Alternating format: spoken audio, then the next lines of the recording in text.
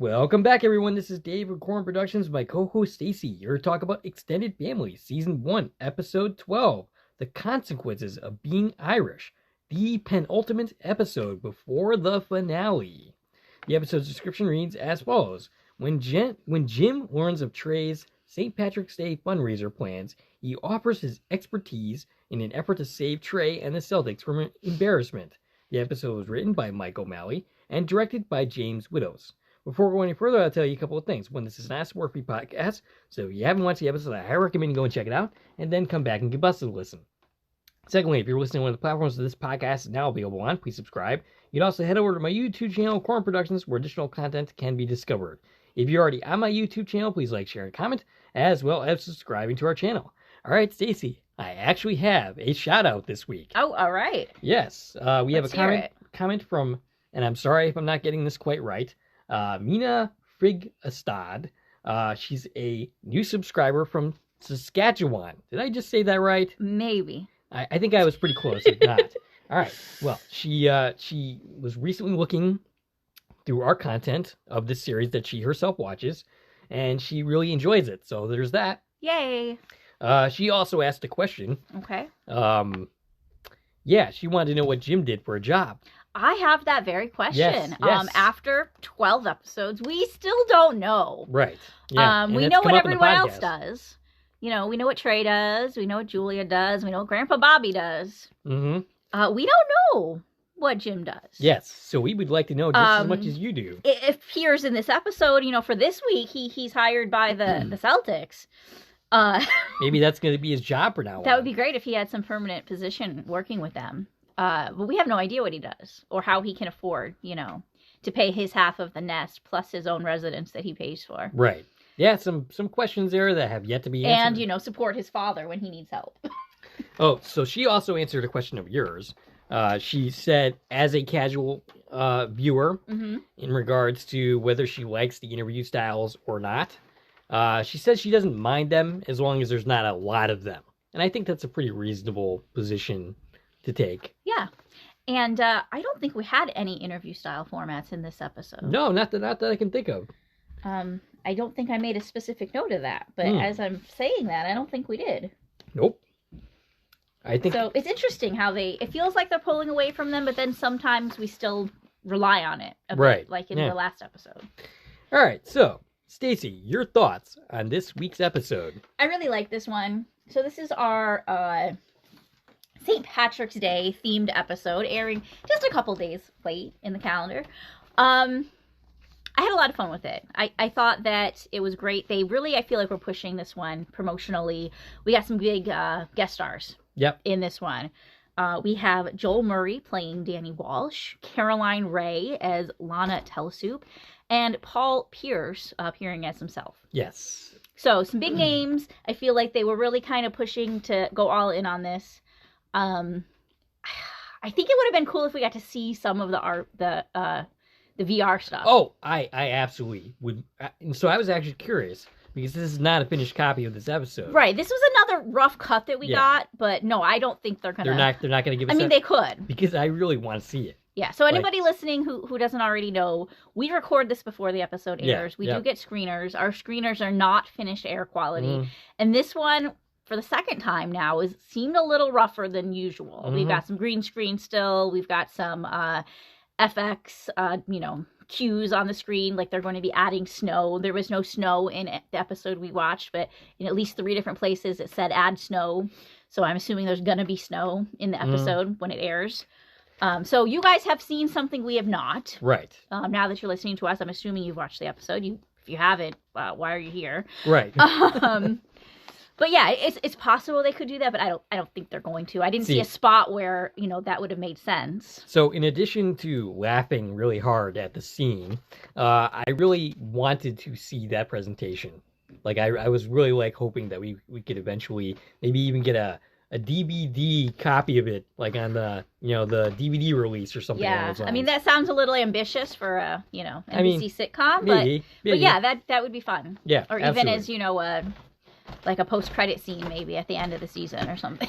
So I actually think that this might be one of my favorite episodes. So I watched this. I only watched this episode twice so far. The first time I watched it just to watch it. The second time when I took my notes, and both times I felt like, oh, this was really fast. It felt quicker than the typical episode. I mean, they're only 21.5-minute episodes or whatever, right, to begin with, but it felt really fast. It feels like there's not a lot here. But I also think that's a good thing. Yes. And I noticed the shows on television that I enjoy the most seem to go really fast. So I think that's what it is I think I was really just enjoying the story. Yep. Which makes it feel shorter than the other one. It's not any shorter. It's the same number of minutes as the other episodes of this series. One thing that I know I said to you, and I'll put it here, if anybody listening also listens to our Quantum Leap podcasts that we cover, Deborah Pratt, the co-creator of the Quantum Leap universe, she has this mantra that she uses. To make a good Quantum Leap episode, you need to have the 4 H's. And I feel like this episode really hits on them. This would make a great Quantum Leap episode by Deborah's standards. And those are heart, humor, hope, and history. Absolutely. And I feel like this episode hit on all of those. We're dealing with the Irish history. There's plenty of humor, lots of moments to laugh about. There was plenty of hope, in the whole story of trying to raise money for this charity, and with the friendship between Jim and Trey, finding new places, and of course lots of heart goes along with all of that. Absolutely. I've said all season long that I really enjoy the chemistry between Trey and Jim. I really enjoy that relationship because it's not typical for what you see between an ex and the ex's new significant other. Right. You usually see a more snipey relationship. Yeah. You don't see like a close kind of friendship And deal. I mean, we as an audience have been able to tell that their friendship is growing. Right. But I think this is the first time they acknowledge it. And they're like, wait, we're friends? When did that happen? I was watching this and going, no, you guys have been friends all along. I don't know what you're talking about, but yeah, because they didn't expect it to happen, so they kind of didn't see it. And this is where we really acknowledge their friendship. Maybe they weren't so much in the first couple of episodes, but after that, it was their affection for each other. Their affection for each other was obvious. Yeah, and again this week, not a lot of the kids. No, they're only in the first scene, and after credits, we don't see them again. I hope next week for the season finale, which we haven't seen that yet.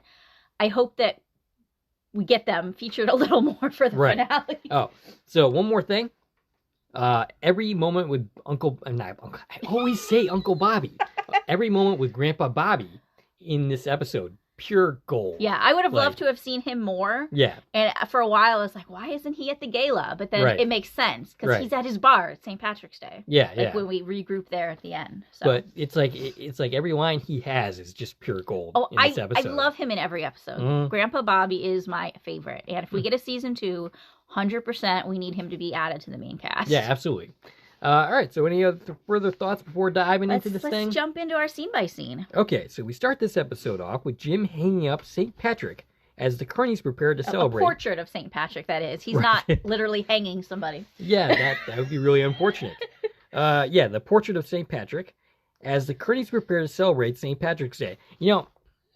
How many pieces of media, television, movies have you seen that have delved into the holiday of St. Patrick's Day? Right. We don't get a lot of St. Patrick's Day holiday episodes of television. I mean, it makes sense that this is where we're doing it. Right. The Kearneys are Irish. Yeah. Boston Celtics. Right. So it makes sense. Yeah.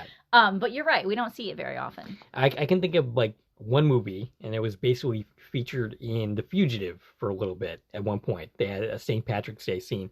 Other than that, I can't think of anything. Yeah. But yeah. Jimmy Jr. asks if it's true. He asked specifically Bobby if this is an official holiday because Boston is made up of a bunch of drunks and the government doesn't want kids walking home from school wading through a bunch of Irish puke. Yep. And Grandpa Bobby says, yes, it is. And it's funny because Grandpa Bobby's the older one here.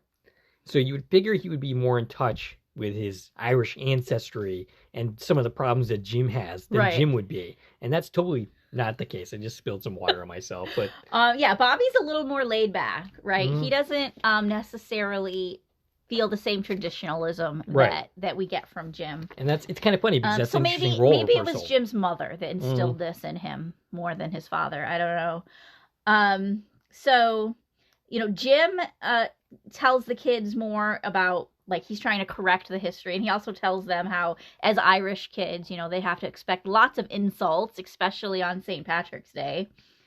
And he tries explaining, the history of St. Patrick's Day in Boston, because St. Patrick's Day is a official holiday in Boston, but it's not a national holiday. Right. So the reason, and I had to look into this because I don't know a lot about this stuff myself. It's all educational for me. So the reason that St. Patrick's Day is a holiday in Boston is because it is observed on the same day as the official Evacuation Day holiday. So it's more of a coincidence that they're on the same day. Gotcha. Not that St. Patrick's Day itself is a holiday, but that this holiday that's observed is also on March 17th. Okay.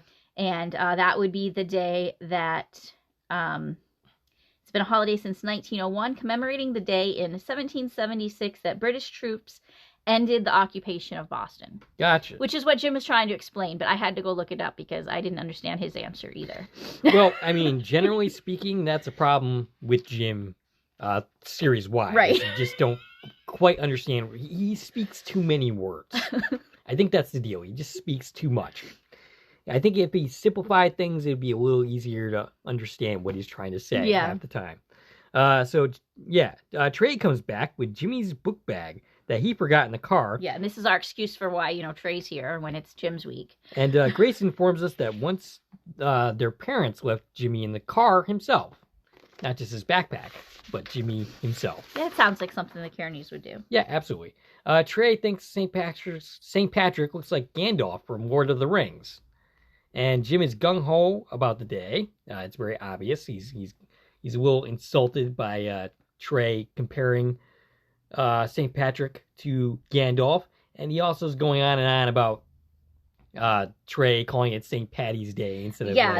He kind of schooled Trey on the difference between the nicknames Patty and Patty, and the difference between the letters T and D. Meanwhile, Trey was just really excited because the Celtics have a St. Patrick's Day fundraiser every year. Yep. This is the first year he gets to lead it.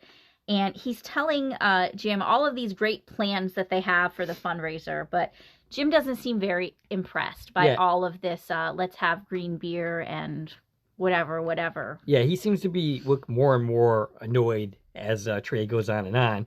And that's before he starts singing the song, which is an Irish drinking song about whiskey. Yeah, so Trey plays a whiskey drinking song, and he said like he used AI to search the internet for the most Irish thing or something. Mm-hmm.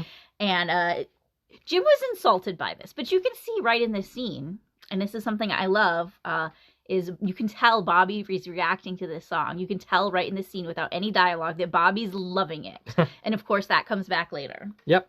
And sure enough, Trey's in the car with Julia. He's singing the song, and Julia says that she's going to get a call from Jim.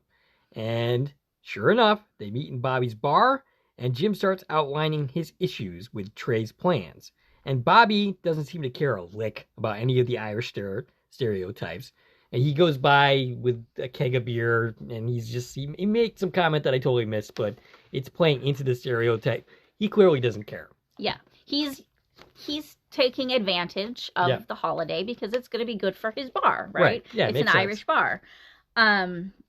While, Jim is trying to explain to Trey that these things you're doing at the fundraiser are basically not culturally appropriate. Mm-hmm. And he says if, Bobby was the one doing it, that would be fine. It's okay for Bobby to do these things at his bar because he's Irish. But you cannot do these same things at the fundraiser because you're not Irish. It's going to come off wrong. And we know, Trey already has a history of being insensitive to Irish culture. That's how he met Julia. Right. Was because he had made an inappropriate remark at some point. Julia suggests that Jim might actually be trying to help Trey. He skipped pickleball or something along those lines for this very conversation. And then there's a suggestion that they might be becoming friends. And Trey's all like, yeah, it's like I'm sitting down having this conversation, like your opinion matters. And Julia suggests that Jim might help with the gala to help avoid the potential landmines. Jim will do it if he's named Special Envoy to the Celtics and gets a business card. Yep. Trey agrees to the Special Envoy to the Celtics and friend Jim. They develop a secret handshake on it, and if they start doing the Eagle or singing Guy Love, I'm totally out of here. That's a Scrubs reference for those of you who don't get that. That was something that Turk and Zach Braff's character did a lot. But yeah, they appear to have realized at this moment that they are friends, and they actually like are listening to each other and caring about what each other has to say in this moment. That, got to point out, has nothing to do with the kids. Right. You know, most of their interactions previously were for the sake of the kids, right? And for the whole nest. And this has nothing to do with the kids. Again, we're not going to see them again. Right. And they are excited by their new friendship. Jim is so we see Jim. He's talking to. Yeah, he's got like a team of people, and I do have names for two of the actors who I'm guessing they're the ones who had lines. Quentin Bronson plays Marvin, and Amanda McDonald as Jasmine. Those are two of his team members that he's helping plan the fundraiser with. He has a budget of $500,000. That's pretty impressive. I mean, I've never, organized an event for this, a big corporation like this, but I feel like you could spend less money than that and still have a productive fundraiser. Maybe. It seems kind of backwards to me that you're spending that much money to raise money. Well, you have to spend money to make money. Sure, but it felt like a really big number for one dinner. Given the fact that you and I will never see $500,000, yeah, that number seems pretty big.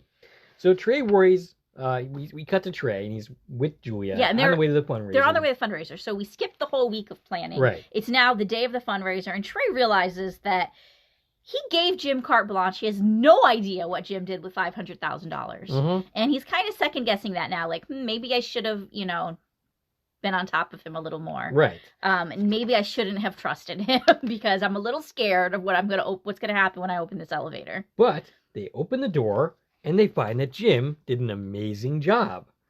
Friend Jim did good. So they run into Jim. Trey thanks Jim for stepping up. Jim has realized how much money could buy, which includes his new suit. Yeah, he has a new appreciation for why they're always so happy that they can just throw money at a problem. Right. And he realizes how much money can buy after organizing this event. So Trey wants Julia. Jim goes away into the party for a little bit. Trey wants Julia to remind him of names so he doesn't forget the people that are there, including Lana Telesoup, who wrote Woman Empowered. And when they end up meeting her, she doesn't appreciate that Trey also felt empowered, saying, hey, it's not for you, it's for women. And then she encounters Jim, who also says the same thing, and she seems quite a bit more agitated when Jim says it. Probably because it's the second time within a couple of minutes that she's heard it. Right. Not for you guys, it's for women. So Trey runs into Danny Walsh. And he doesn't need any help remembering him. They appear to be pretty good buddies. And he also happens to be Irish. And he's played by who again? That is Joel Murray. Joel Murray, okay.